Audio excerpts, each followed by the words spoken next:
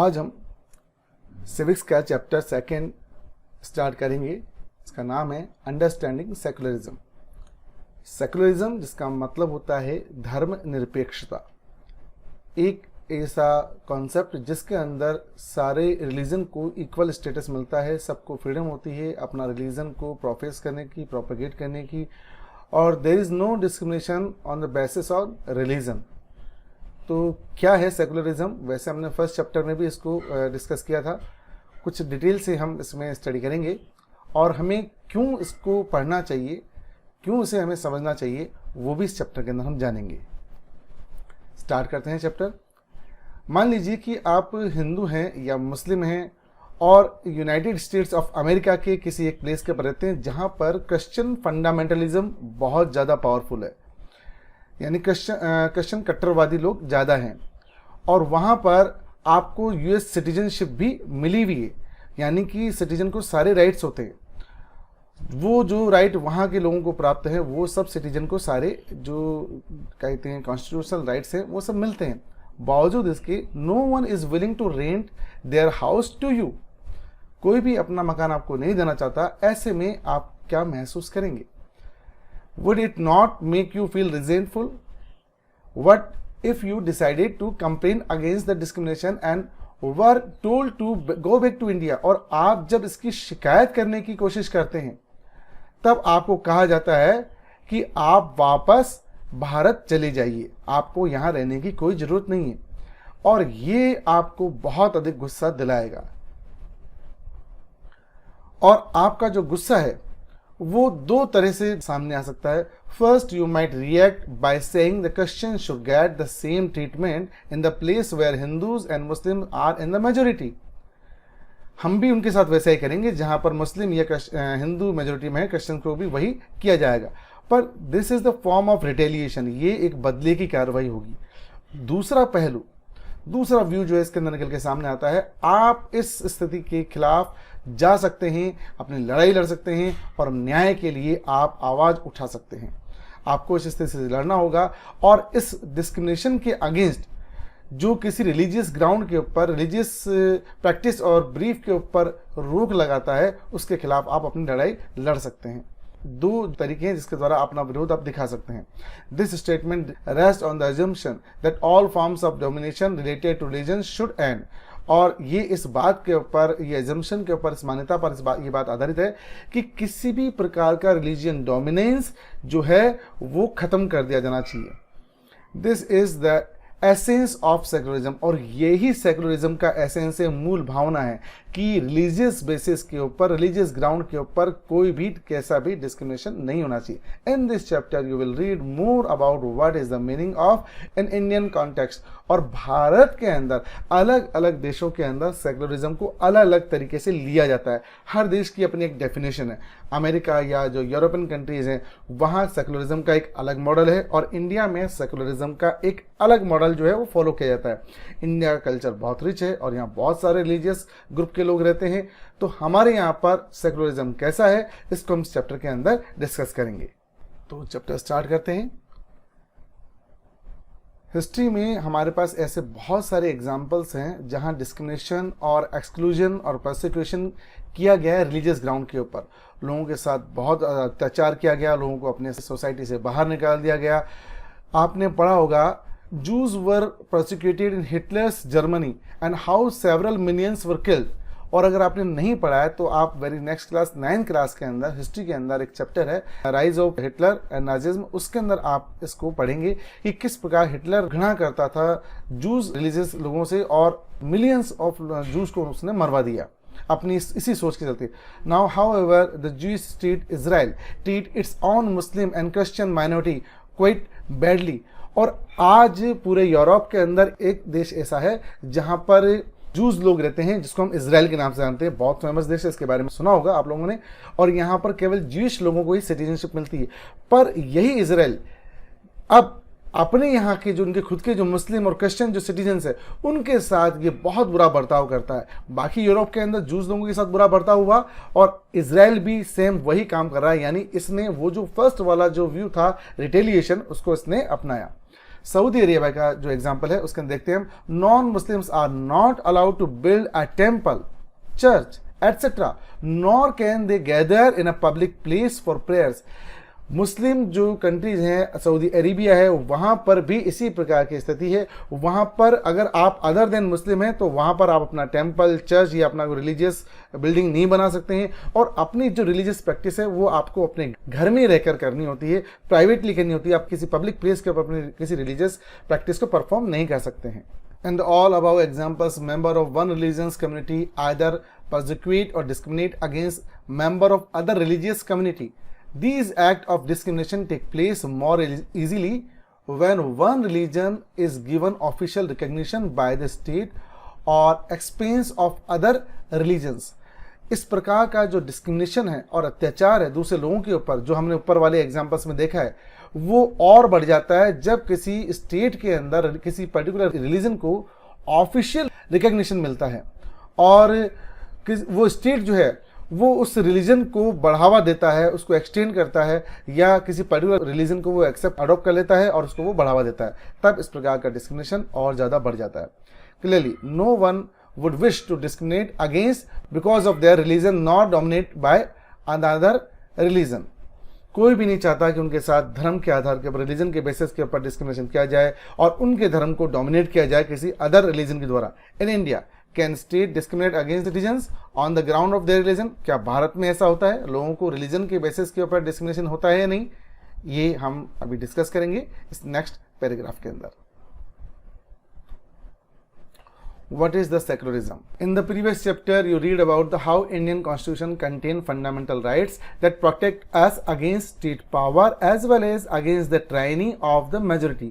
Last chapter में हमने discuss किया था कि हमारे फंडामेंटल राइट्स जो हैं वो ट्राइनी और जो निरंकुशता के खिलाफ या स्टेट के अगेंस्ट हमारे को प्रोटेक्शन देते हैं। हमारे राइट जो है वो हमारे जो फ्रीडम को सुनिश्चित करते हैं। Indian Constitution allow individuals to freedom to live their religious belief and practice as they interpret these. वो अपने रिलीजियस प्रैक्टिस को कर सकते हैं, अपना जो भी वो रिलीजियस बिलीफ है उसको फॉलो कर सकते हैं, और जैसे वो चाहें अपने रिलीजन को वो इंटरप्रेट कर सकते हैं। ये फ्रीडम इंडिया के अंदर फंडामेंटल राइट्स के द्वारा कॉन्स्टिट्यूशन हमें देता है। और ये विचार अपने दिमाग में रखते हुए कि सभी लोगों को रिलीजियस फ्रीडम दी गई है। Strategy of separating the power of religion and the power of state, इसके पीछे ये विचार काम करता है कि जो स्टेट की पावर है उसको रिलीजियस पावर से अलग रखना चाहिए। अगर स्टेट रिलीजन को सपोर्ट करने लग जाएगा तो वहाँ डिस्क्रिमिनेशन और प्रोसिक्यूशन बढ़ जाता है। तो सेकुलरिज्म का मतलब यहाँ पर क्या निकलता है? Secularism refer to this separation of religion from the state, यानी स्टेट का रिलीजन के साथ सेपरेशन होना बहुत जरूरी है। अगर हमें डिस्क्रिमिनेशन रोकना है रिलीजियस ग्राउंड के ऊपर जो होता है, तो स्टेट का रिलीजन से सेपरेशन होना जरूरी है। और देखते हैं हम सेकुलरिज्म का मीनिंग क्या है। Secular state is one in which the state does not officially promote any one religion as the state religion. State का अपना खुद का कोई रिलीजन नहीं होता, and the citizen however have fundamental right to follow and propagate their own religion. उनका fundamental right होता है लोगों का कि वो अपना रिलीजन को फॉलो कर सकते हैं, उसको प्रचार प्रसार कर सकते हैं, और किसी भी व्यक्ति के साथ रिलीजियस ग्राउंड के ऊपर जो भी उस देश के नागरिक हैं उनके साथ कोई भी डिस्क्रिमिनेशन नहीं होता है on the basis of religion and the basis of language. Next topic है इस चैप्टर का, what is it important to separate religion from the state. State का रिलीजन से सेपरेट होना क्यों जरूरी है? अभी हमने देखा था सेकुलरिज्म का मीनिंग, लास्ट पैराग्राफ में बताया गया था कि स्टेट पावर का रिलीजियस पावर से सेपरेशन होना चाहिए। यहाँ इसको हम डिस्कस करेंगे। This is important for a country to function democratically. एक किसी भी देश के लिए जो डेमोक्रेटिक कंट्री है और उसको डेमोक्रेटिकली फंक्शन करना है तो वहाँ ये बहुत ज़रूरी हो जाता है कि रिलीजन का स्टेट से सेपरेशन हो। Almost all the country of the world will have more than one religious group living in them. Within these religious group there will be most likely one group is in a majority. और दुनिया के जितने भी देश है वहाँ बहुत कोई भी देश ऐसा नहीं है जहाँ पर किसी एक धर्म के लोग रहते हैं। दुनिया के सभी देशों में अलग अलग रिलीजियस ग्रुप के लोग रहते हैं, पर एक बात खास होती है सब देशों में कि वहाँ पर एक रिलीजियस ग्रुप जो होता है वो बाकी सबसे क्वांटिटी के अंदर, नंबर के अंदर ज़्यादा होता है, वो मेजोरिटी के अंदर होता है।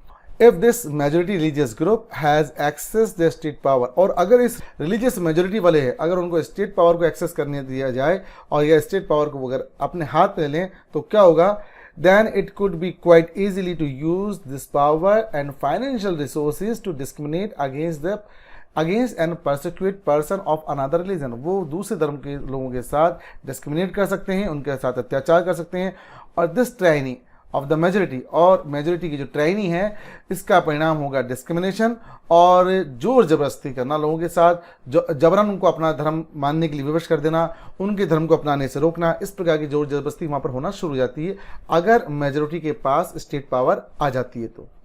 And the times even killing of the religious minority, यहाँ तक कि रिलीजियस माइनॉरिटीज के लोगों को हत्या तक कर दी जाती है। आप पाकिस्तान में देखते हैं वहाँ पर किस प्रकार जो अदर देन मुस्लिम हैं, जैसे क्रिश्चियन है या हिंदू हैं, उनको चाहे जब मार दिया जाता है, उनकी बहू बेटियों को उठा लिया जाता है, जबरन उनका धर्म परिवर्तन कर दिया जाता है।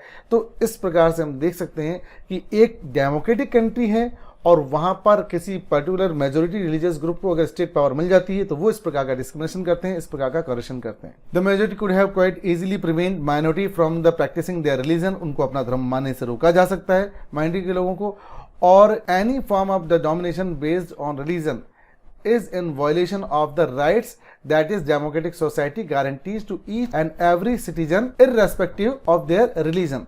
और ऐसी स्थिति के अंदर एक ऐसा देश जो डेमोक्रेटिक सोसाइटी है, जहाँ पर डेमोक्रेसी है, जहाँ पर उनको फंडामेंटल राइट्स दिए गए हैं, वो वायलेट कर दिए जाएंगे, उनका कोई भी वहाँ पर असर नहीं रहेगा अगर किसी एक रिलीजियस ग्रुप को वहाँ पर डोमिनेशन मिल जाएगा, वहाँ पर स्टेट पावर मिल जाएगी। तो इसीलिए किसी भी ट्राइनी को और मेजोरिटी को फंडामेंटल राइट के वायलेशन करने से अगर हमें रोकना है तो इसके लिए ये बहुत ज़रूरी हो जाता है कि स्टेट पावर का सेपरेशन किया जाए रिलीजियस पावर के साथ, और यह एक डेमोक्रेटिक सोसाइटी में, एक डेमोक्रेटिक कंट्री के अंदर बहुत ज़्यादा ज़रूरी हो जाता है। वरना एक देश को जहाँ पर डेमोक्रेसी है पर वहाँ पर रिलीजियस डोमिनेंस है तो उसको हम परफेक्ट डेमोक्रेसी नहीं कह सकते हैं। Another reason that is important to separate religion from the state in democratic society is because we also need to protect the freedom of individual to exit from their religion, embrace another religion, or have the freedom to interpret religious teachings differently। किसी भी एक देश के अंदर religion का state power से अलग होना जरूरी इसलिए भी है क्योंकि ये सुनिश्चित करता है फ्रीडम ऑफ इंडिविजुअल। हर व्यक्ति की अपनी एक फ्रीडम होती है, इंडिविजुअल फ्रीडम होती है, उसको प्रोटेक्ट करने के लिए भी स्टेट पावर का रिलीजन से अलग होना जरूरी है। क्योंकि अगर ऐसा नहीं होगा तो किसी व्यक्ति को ये परमिशन नहीं होगी कि वो अपने पुराने वाले रिलीजन को छोड़कर किसी नए रिलीजन के अंदर जा सकता है, या वो जिस रिलीजन में है उसको वो अपनी तरह से उसको इंटरप्रेट कर सकता है। इस बात की उसको इजाजत नहीं होगी अगर स्टेट पावर के साथ रिलीजियस पावर को जोड़ दिया जाएगा। तो to understand this point better let us take the practice of untouchability. इस पॉइंट को हम समझने के लिए हमारे देश में जो अनटचेबिलिटी की जो प्रैक्टिस है उसको हम एज ए एग्जाम्पल ले सकते हैं। आप मान लीजिए किसी एक रिलीजियस ग्रुप के मेंबर हैं, जैसे कि आप हिंदू धर्म के मेंबर हैं और वहाँ पर आप कोई रिफॉर्म करना चाहते हैं, और ऐसे में जबकि स्टेट पावर ऐसे हिंदुओं के हाथ में है जो बिलीव करते हैं अनटचेबिलिटी को, यानी उनकी नज़र में अनटचेबिलिटी अच्छी चीज़ है, यह होनी चाहिए।